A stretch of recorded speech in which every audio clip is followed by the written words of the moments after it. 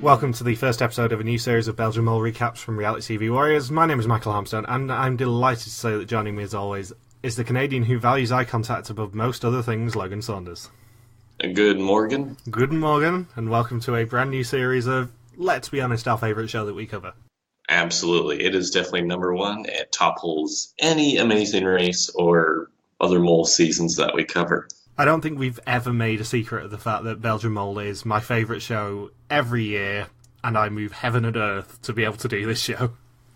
And in fact, going a bit inside baseball, it's currently 3:30 a.m. for Logan.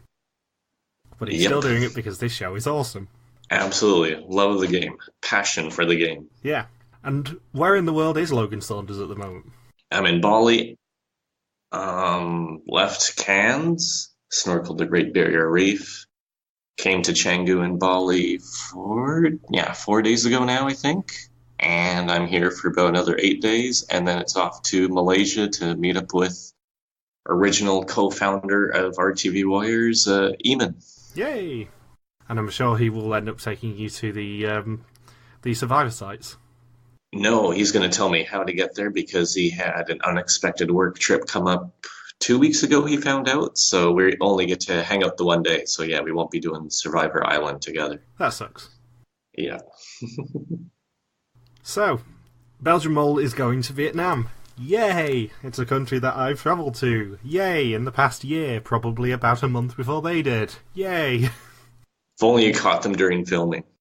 Yeah, it would have been deeply ironic for Gilles after saying to us when we spoke to him in May, oh yeah, we try and pick a country where nobody's really going to recognise us. Can you imagine if I went on my cruise to Vietnam last year and I bumped into Gilles Costa somewhere in Vietnam?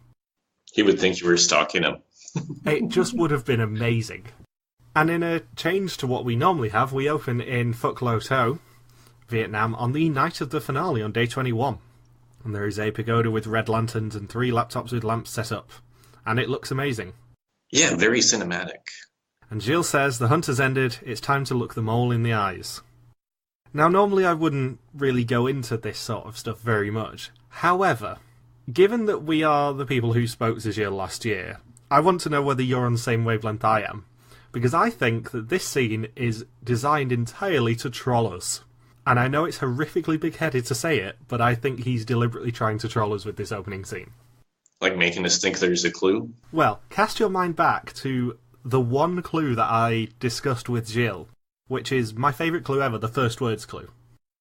Where, in both the first Belgian season and in both UK series, we had the host start every episode on the day of the finale giving a speech, and the first words of those speeches then spelt out who the mole was. This is literally what Gilles is doing again. And I'm inherently suspicious that he's trying to sneak it past us. And any clues he picked up on? Well, the whole point of the first words clue is that you couldn't really work it out until the last episode. So if we keep getting scenes with Gilles in day 21, he's trolling us. So this is definitely something to keep an eye on, for me. Be funny if it just adds up to complete nonsense, like Gilles likes peanut butter or something like that. Oh, I am fully expecting it to end up being complete nonsense just to wind us up. And it's horrifically big-headed of me to even think that this is a potential thing, but yeah. I'm watching you, Gilles Costa. He's the real mole. And his speech is all about how one person in the group was completely unprepared to be the mole. And then we cut to day 1 beginning in Hanoi, which is where they first meet in the airport.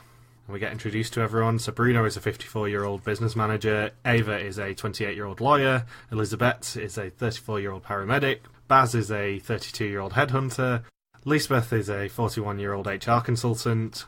Can we pause right there? I like how her nickname is Lies for the rest of the season, because it's like they get confused saying, oh, there's 2 Elizabeth, somebody has to go by a nickname. So her name is shortened to Lies for the rest of the season on the mole. See, I would think that was suspicious, but then we also have the knowledge that actually, even if she is the mole, she wasn't the mole at that point. Maybe she's at least one of the 3. And Jury is a 32-year-old welder. And then my new favourite person, Axel, the 40-year-old pilot. With the scruffiest beard of all scruffiness. Because I love that they played the game of guess what each other do. Because Axel's one was amazing. He said a stewardess. Yeah, he gave the hint that he eats a lot of airline food, and the first thing that anyone guessed was that he was a fuckboy. So for the rest of the season, thanks to David Bindley, he's now going to be known as Axel F-Boy. It's still better than being Axel Rose. And I may also have to put in Axel F every time we talk about him. Yeah, your Axel's a big Beverly Hills Cop fan. That'll be one of the hidden clues. That'll be on the Mole soundtrack. And Gilles says that they will visit the north of Vietnam, Ha Long Bay, and the Mekong Delta. They get all of the landscapes that they wanted in the span of 3 weeks, minus snow. I think it's quite fun to look at where the locations are and see actually how close I got to them. Because I was there in October, and I think they filmed in November. So you get to be the local expert this season. In theory, yeah. And anyone who's listened to any podcast where they end up going to Vietnam will know how terrible my Vietnamese pronunciation is. So this is going to be a great fun season for me. Your Dutch is better than your Vietnamese. I'm taking. Yeah, it's not hard. I mean, saying that my Dutch is better than my Vietnamese is saying that my Dutch is better than most other languages, because I can at least understand Dutch. Ish. Ish. As long as they speak really slowly and they enunciate. And then we get introduced to another of my favourites, Ingrid, who says that she can't run. So she is the new Sinan Can. Maybe by the end of the season, because of how poorly she does in challenges, that she just gets to be in one of those buggies that like old people get. Or maybe she just becomes a new Bobby from Mole US5 and gets pushed around in a wheelbarrow. In other words, if they do the run up to the top for an exemption 2 years in a row, she will not be winning that challenge. She'll be doing the trivia question on the 8th floor. Also, side note, Phuc Loc To, which is where the finale is, appears to be just outside of Nha Trang, where I went. I've just looked it up. Did you see the candles? I did not know. I have some Nha Trang stories when we get there, so prepare for that in about 6 weeks. And Ingrid is a 46-year-old saleswoman. I believe she's a shuttle saleswoman, but I'm just going to call her a saleswoman. And then the final two are Martijn, who's a 23-year-old facility assistant, and Kat, who is a 22-year-old kinesiology student. And hilariously, I can say the word kinesiology, but I can't say Martijn. And they are driven straight from the airport to Ninh Binh, to a deserted building site for their first challenge. And this is a challenge that we saw in all of the trailers. Juggling and jumping. The David Bindley Memorial Bungee Jump Challenge, because Bindles hates this sort of challenge. He likes this one, but he hates it generally. That's why we get it out of the way first. Dating all the way back to Mole USA with their first season. So in order to earn €5,000, they have to play in pairs, and each duo will be hoisted in the air on a crane and will earn money if one person does a 60-metre bungee jump. And which of them jumps and how much they can earn is determined by the others and how well that person can juggle. 4 juggling balls, 2 for each of them, are put in a bag and drawn by Gilles. One of the others must then juggle with 3 of those balls to earn cash and determine which of the other 2 on the crane has to make the jump. For every 6 seconds that the balls are juggled, €100 is added to the potential prize pot, but only if they jump within 20 seconds, up to a maximum of €500 per jump, and they can also double the money by solving a hangman puzzle using letters that appear when they actually bungee jump. You know what's great about Belgian Mole most of the time is that they can make really complicated challenges, but have it set up in a really straightforward way. Yeah, I must admit, when I saw this on the face of it, when I was in the Amsterdam hotel watching it, I was a bit worried that they were going to go a little bit basic with this, and I had no idea why the juggling thing was in there. However, when you get to the point where you realise why the juggling thing is in there, you go, oh my god, those bastards, how have they done this again? And making everybody juggle pre-season. So the first pair is Axel and Martijn has 2 balls, and Bruno is the one juggling. What? Martijn has 2 balls? There we go, there's the Saunders snigger. And Martijn really does not want to do the bungee jump. Understandably, given it's blowing a gale at that point, and also it's a 60-metre bungee jump in Vietnam, not known for its health and safety. I have a feeling they filled out maybe just a few pages of waivers before this season. I think so too. In a place that's never hosted the Mole. And a place that if you actually tour it, you'll see that it doesn't necessarily have the Western attitude to health and safety. I have a great picture from my first ever visit to Vietnam when we walked past some telephone and electricity wires, and I'm not joking, it was about 10 foot thick of wire, all meshed together, and if you walked under it, you could hear the crackling. Maybe you would gain superpowers. Maybe, and then you try and cross the road and it's like a game of Frogger. All of these stories that I've told previously about Vietnam are very understandable when you go there. Now available in a 5-part series on Kindle. It does feel like it sometimes. And Axel does the traditional reality TV trope of, I'm not here to make friends, I'm here to win. And he's not the only person who says that he's only here to win the mole. And Martijn says he will always go 100% and drag the group along for the ride. And for each person who jumps, more letters are added to the hangman puzzle so that they can actually solve the puzzle as a team. And it's only the people who jump who can actually solve. And Bruno drops Axel's ball at €200, but Axel refuses to jump, so they earn nothing for that one. Yeah, it's like he was trying to be the mole or something. It's wonderful to start a season where nobody knows that there is no mole, to just see who tries to mole. Because I believe that Ingrid was absolutely terrified and did not want to jump. I also believe that Axel was just moling. What makes it hilarious, or what could ruin their games, is that now that the mole is picked, that the initial molding you try to do, if you try to change it all, everyone now knows whether or not you're really the mole or not. So some suspects could be weeded out very quickly. Yeah, that's the interesting thing about starting without a mole, is the fact that it gives everyone one challenge to see how each other act when they're trying to mole, and then you can actually watch those people and go, are they actually moling now? Yeah, try to compare and contrast all of their body language too. Yeah, because on the face of it, I'm not a huge fan of the idea of starting without a mole because it means that we have an unprepared mole. However, if any franchise is going to be able to do it properly and do it justice, it's Belgian Mole. I think after this episode, all of my fears were kind of allayed a little. Yeah, nobody, when they're in that area and everyone's looking at the screen to see if they might be the mole or not, nobody had like really wide eyes in front of the whole group. Could you imagine? Because when it was originally hinted at that there was going to be Hein Mole in all the previews, I went, oh, please don't let them repeat that twist. It's a stupid twist that means that the mole is very underprepared.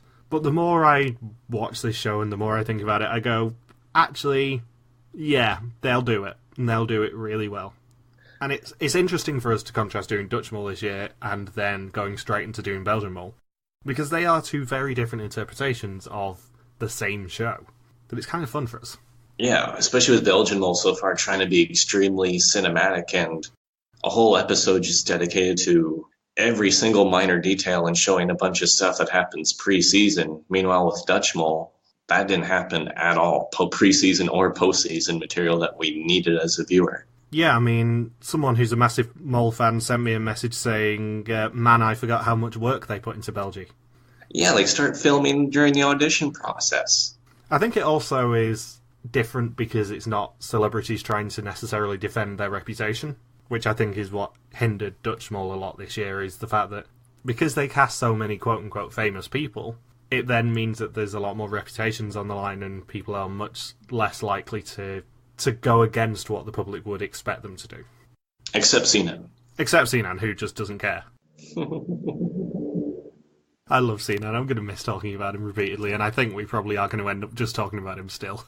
I'm going to ruin Belgian Mole by making a Dutch Mole contestant be brought up every single week. Sabotage. Sinatage. So anyway, back to this challenge. Ingrid and Kat are the next two to go in the crane, and Ingrid is the one with the double ball.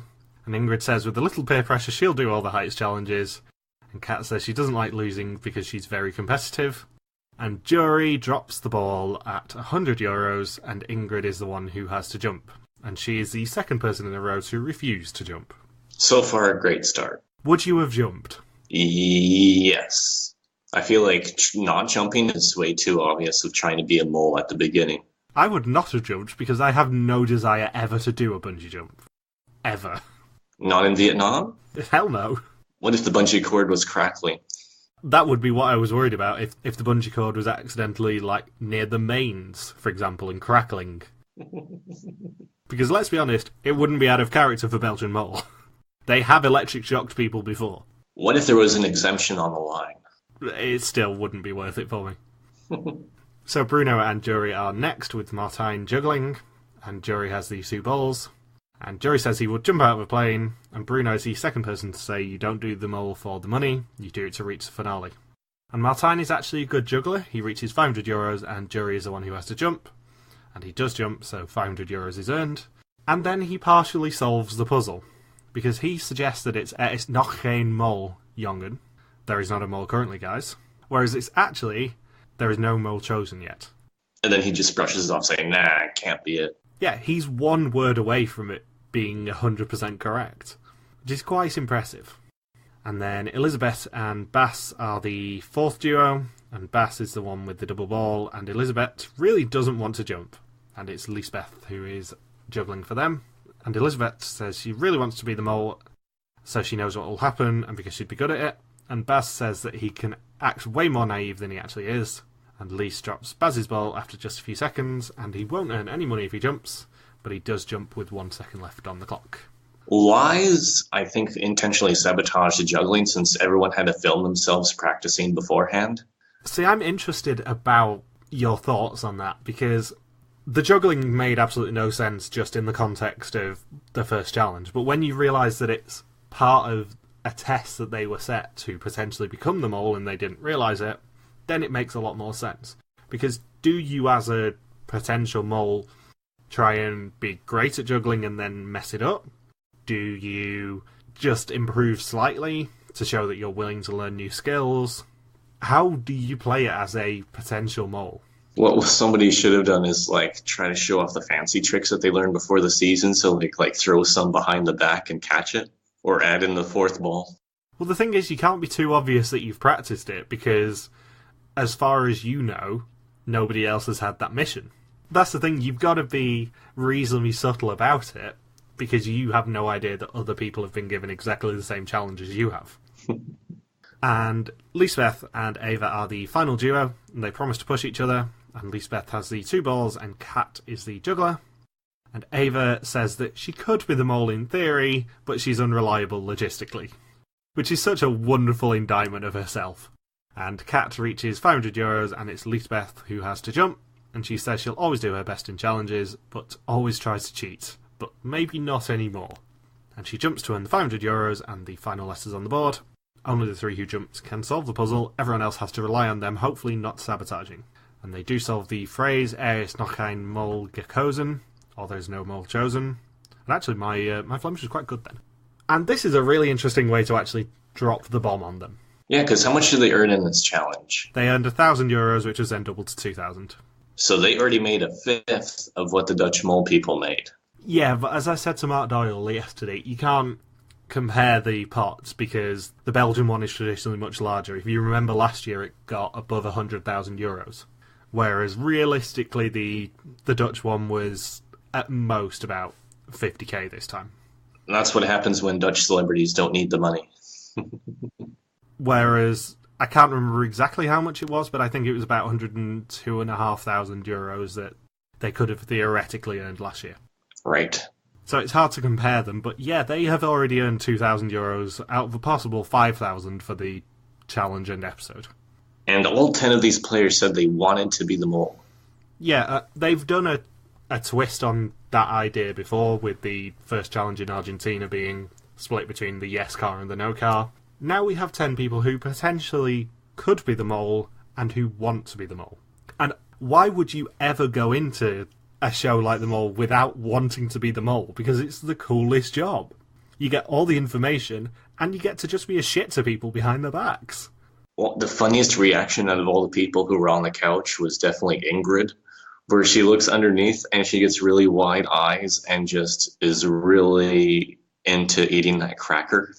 It is no understatement to say that Ingrid stole this episode for me, because yes, I want to call Axel F-Boy for the rest of the season, but Ingrid just worriedly eating that biscuit just made me laugh so hard that it's one of the rare situations where I was watching it and immediately wrote in my notes, this is the banner, Logan has no choice. I was fully supporting that banner because I just paused on her reaction just to laugh so hard. It's so good. And you know full well that the editors and production are watching these scenes and going, yeah, we need to include her eating the biscuit. This is the sort of thing that will make people just laugh.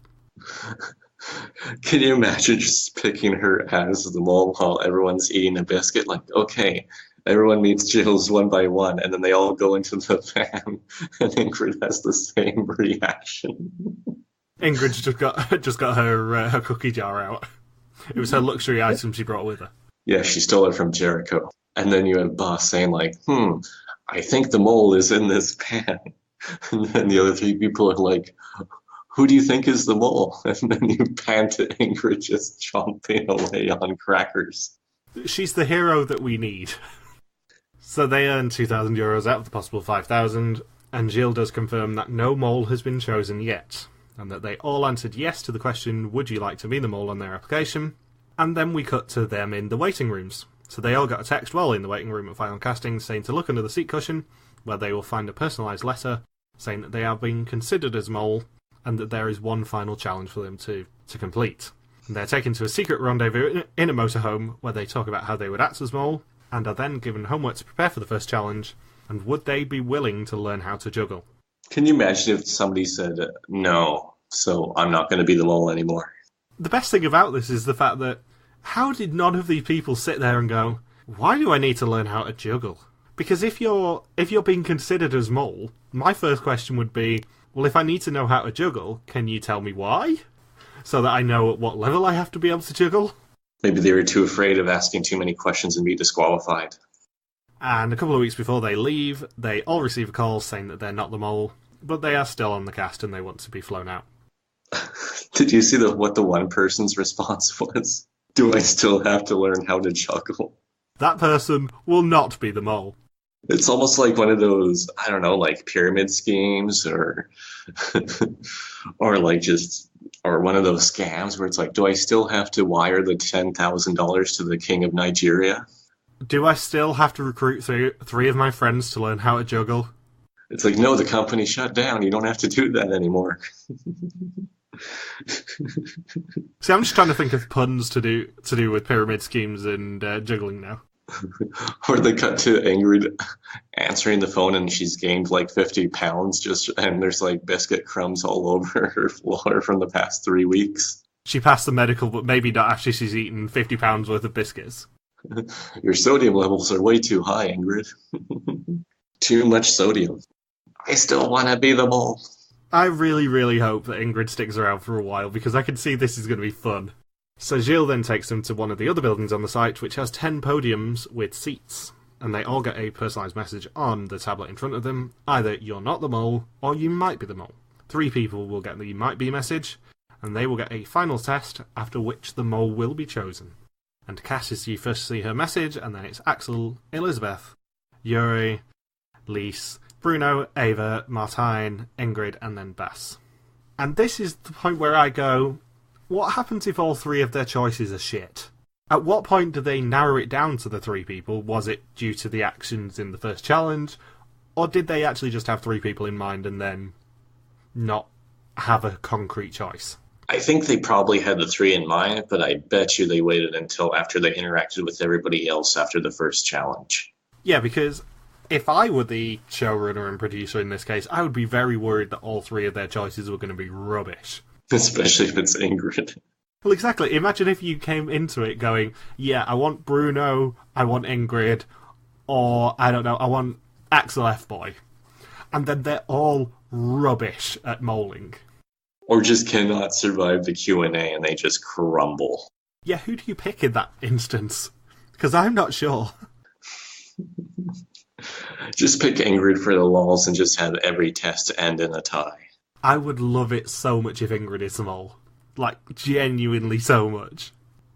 And after they get their results, everyone can now grill each other, and the person with the coolest head of the 3 maybes will be asked to be the mole in a conversation with Gilles. However, Gilles says that 9 others will be interrogating them, and all we see is him interrogating them. Which is, delightful. I'm assuming that other people also got to interrogate them as well, but they didn't show that for time. I assume this interrogation process probably had to go on for about an hour, Yeah. just so producers had a really good idea of who to choose, which Gilles made it sound like he had a clear winner in mind. Yeah, I think this is the point where, even if we hadn't spoken to Gilles last year and found out that he was the showrunner, I think this is the point where we can concretely say that we know he's the showrunner now. Because he just walks away and goes, yep, I know who I want. I'm going to go speak to my fellow producers. And each of them will meet with him individually to learn if they are the mole. And Baz says that he thinks that the mole is on his bus, which is him, Martijn, Ingrid, Bruno, and Ava. Imagine if one of the three people that didn't get chosen to be the mole got really pissed off at Gilles. They're like, why not? Well, that's the thing. They've all faced rejection as the mole before, and then two people get it again. On location. Yeah, two people get the hope that they might end up being the mole, and then they still get rejected for it. That's gotta hurt. Yeah. It's like being executed at Final Four. You're so close to winning the game, and yet you don't. And apparently on Café de Mole afterwards, some of the old moles started suspecting Baz purely because of this comment. Because apparently the traditional mole tactic is to do that sort of stuff and try and deflect the attention immediately away from yourself. And say stuff like, oh, I think the mole is on this bus, knowing that you're technically telling the truth, but also trying to lead the suspicion away from yourself. Oh, other Gilles said that? I'm not sure who it was. It was an old mole, apparently. I just don't know who. And after a show at the hotel, everyone gathers around the table for the mole to look those they're about to deceive in the eyes. And Gilles distributes the mole bookies. And because Yuri is an idiot, he didn't actually pack a pen. Nor learn how to use chopsticks. He learned how to juggle, but he can't figure out how to use chopsticks. Yeah, did he actually go into this show actually still thinking he was definitely the mole, and that, oh yeah, I don't need to bring a pen, that can be one of my hints. But then Gilles' reaction just going, of course we'll provide a pen. He just already looks like a put-upon father, and it's not even properly started yet. It's like they have a swimming challenge, and he's like, I know we were coming to Vietnam, which is a country on the ocean, but yeah, I didn't pack a bathing suit, guys. So, next time, day 3... Wait, we gotta talk about Yuri not being able to use that chopstick. It was in slow motion, and he couldn't even get the food into his mouth. Yeah, the problem is with stuff like that, I can't criticise, because I know I would be just as crap. Normally, it does not take him that much time to learn how to use chopsticks. Maybe he should have actually put more effort into doing that than obviously molding when he's juggling. Because I don't believe for a second that Yuri couldn't juggle that well. He 100% could juggle a lot better than he did. Yeah, he had a few behind-the-back tosses in him. But the interesting thing is, he also predicted the twist. So I wonder whether he actually had the sense about him to go, I've been challenged to learn how to juggle. That was a hint that's come true on this challenge, so I need to deliberately sabotage just in case this is my final actual test. And that's something I've just thought about now. So, tunnel vision? Well, he's not my suspect, but he's probably the one who worked out the twist first. It makes sense with his behavior, I agree with that. But also, for the first time ever, spoilers in about 5 minutes, we're going to be doing a mole draft, because as I was walking through Rembrandt Park in Amsterdam on the way to the Dutch finale on Saturday, I was thinking, even if it is Sarah who is the mole, Logan can't really claim a victory because it's his 4th choice. So maybe, just maybe, we need to actually start drafting contestants so that we can concretely say who was the better guesser. Okay, let's do that right now. That was the impetus on me sending you the message saying, do you want to do a mole draft for Belgium? But first, next time, Day 3 has the first test and execution. There's running through a town chain together, flames, chopstick, building games, which Yuri will love, a midnight briefing to stress Gilles out, and a good old-fashioned game of slippery dragging across a map. More Jenga. Well, it's not just Jenga, it's building Jenga towers with chopsticks. A twist on a twist. It's the first Belgian Sinan sabotage. I'm going to make everyone miserable by making them try to learn how to use chopsticks. So now, a few random thoughts before we get into the draft. Both at the start and end of the episode, we heard Gilles say the phrase that the mole is about to be looked in the eyes. And had he just said it once, it wouldn't necessarily be a hint, but he said it both on day 21, and then at the table he said, it's time for the mole to look everyone in the eyes. And I know for a fact that I'm just horrifically tunnel-visioned already, but I'm wondering what that means. If somebody's wearing glasses. And who wears glasses? Martine. Yes. And I also wonder why we saw multiple people say that you don't do them all for the money, because, I mean, you don't do it for the money, you do it for the experience, but also, I wouldn't sniff at 30, 40 grand. Yeah, I may or may not play for that money too. And also, it looks like we're going to have a double elimination episode at some point. Because we know for a fact there are no additional episodes this year. It's still the same schedule it ever was. But we also have one less elimination episode now because of this. Because of the fact that we actually just ended an episode on day one. Yeah, double execution's got to be coming. And with the juggling thing, the mole was challenged to learn how to juggle, not to be necessarily good at it. It's more about how easily you can make your desired outcome happen in terms of whose ball drops. And also the test was more to deal with their rejection and how they dealt with that. And the reason that I mention that is because this entire setup of everyone getting rejected reminded me of an early 2000s reality show in the UK called Spy. And as the name suggests, it was 10 ordinary people learning how to be basically James Bond. And at the final four, they had a challenge where they were all sent home and told that they were the last person not going on the final mission. And then they were challenged to see whether they would sell out anyone else. And this is what it reminded me of. Because they were given, like, a TV interview and shown some classified dossiers, and then basically interrogated to see whether they would actually sell anyone out for money. And this whole setup of everyone being duped that they had not been made the mole just completely reminded me of that. It's like the producers are just toying with them to see who's the best candidate for the mole. Yeah, it's completely that. It's testing how people deal with the rejection so that they can then be used in a different way. And this entire show was completely pointless because nobody got a job at the end of it or anything as a spy, because obviously they couldn't go undercover now that they were on national television. But it was a really interesting show, and it's one of the few shows where I go, I wish I still had a recording of it, because it was a really good show. And really tense in places, because they didn't have an elimination structure. They could just be eliminated at any point if they failed a mission. Just like a spy. Yeah, they could just be pulled straight off the course. So anyway, let's get down to the mole draft. First things first, I need to flip a coin to decide who gets first choice. Do you want heads or tails? Tails. Because of Sonic. It's heads, so I get first choice. Suck it, Saunders. It's all on audio. Yeah, no, I was actually prepared to video me doing that, and then I thought, I'll just use my my Alexa device to do heads or tails, and then I thought, fuck it, whatever, he'll trust me. I'm going to do my own coin flip. Boop, boop, boop, boop, boop. Oh, it's tails. Why not do best out of three? Sod off.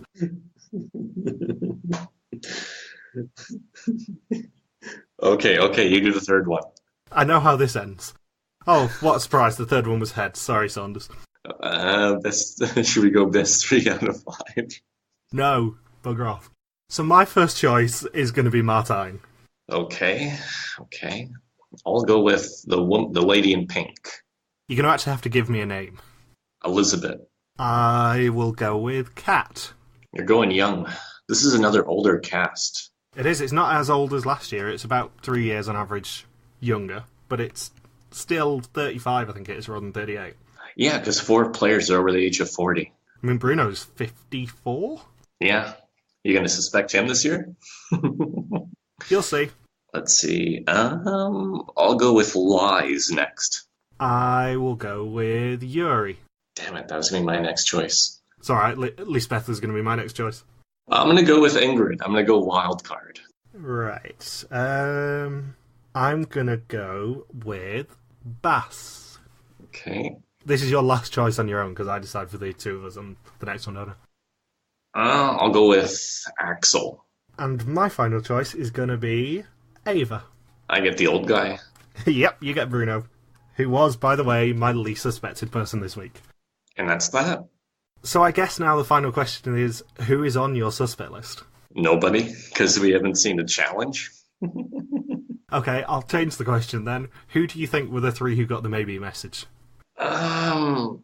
Let's see. I think Boss for sure got one, because Gilles seemed to be really pressing him.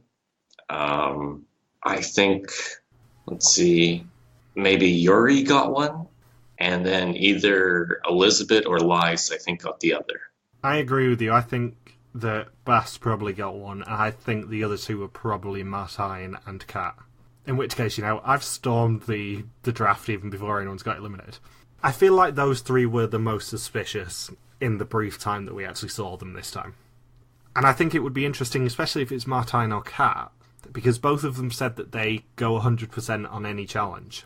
So it'll be interesting to watch both of them and see if they actually are going 100% on any challenge. That will be interesting to see play out. I mean, this is all entirely speculation. This is going to be the shortest episode of the year, probably, because we saw one day, one challenge, and have a hell of a lot of kind of suspicion more than anything. Yeah, like the Mole didn't even get to play in a challenge yet. Well, they did, just not as the Mole. Well, you know what I mean. I think if any franchise is going to do this sort of a twist justice, it's going to obviously be Belgian Mole. We're on record as adoring Belgian Mole generally, and I think that it's a very interesting idea to see whether they actually can pull off what is essentially a game-breaking twist in not having a mole straight away. It's like having two moles. It's always in that same conversation. But also then adding in the fact that everyone kind of suspected that they might eventually be asked to be the mole, but they were never certain on it. Yeah, at least they didn't pick like 5 people who maybe wanted to be the mole and 5 who didn't. Yeah, because then obviously they should have gone for someone who didn't want to be the mole, because the sheer panic on their face would have been amazing. So now the final question. What do you think is going to happen next week? I think it'll just be one elimination. Oh yeah, it'll just be one elimination, but who do you think is going to be the first victim? Ingrid? I hope not. Don't even put that out there. I never want to see Ingrid get eliminated. Give her a perma exemption. The longer she stays in, the more useless she's going to be, and it's going to be delightful. We found her female C now. Yeah, that's what I want to see. I just want to see her bottom feeding her way along. Another tie. I'm not even precious about anything else. I just want to see Ingrid bottom feeding her way along. So have you got anything else you want to say? Nope. In that case, thank you for listening to this Belgian Mole recap. You can join us next Thursday for another episode. If you got any questions, feel free to contact us on our Facebook page, Reality TV Warriors, on our Twitter account, RTV Warriors, or our own Twitter pages, MD Hamstone for me, and Logs of Quacky for Logan. See you next time. Peace out and just chill till the next flavoring. Yeah. You listen to music, watch TV, and movies, right? Well, we know you do, because who doesn't? That's why we have awesome guests from hit shows every Friday, like Kate Siegel, Literally, I crawled through the desert of Los Angeles begging for work. Tom Goss. Can I make fun of that one more time? Because I just saw the most hilarious thing. Okay. And this is probably really inappropriate. Jake Choi. Yeah, I was very much like Miggy in high school and college, Right. Minus the baby. Right, yeah. I didn't have a baby that I know. That I know of. And so many more. Funny stories meet talented creators. All that and more on The Martini Lounge. Every Friday on Spotify, Stitcher, Apple Podcasts, or anywhere you can find podcasts. Don't miss out.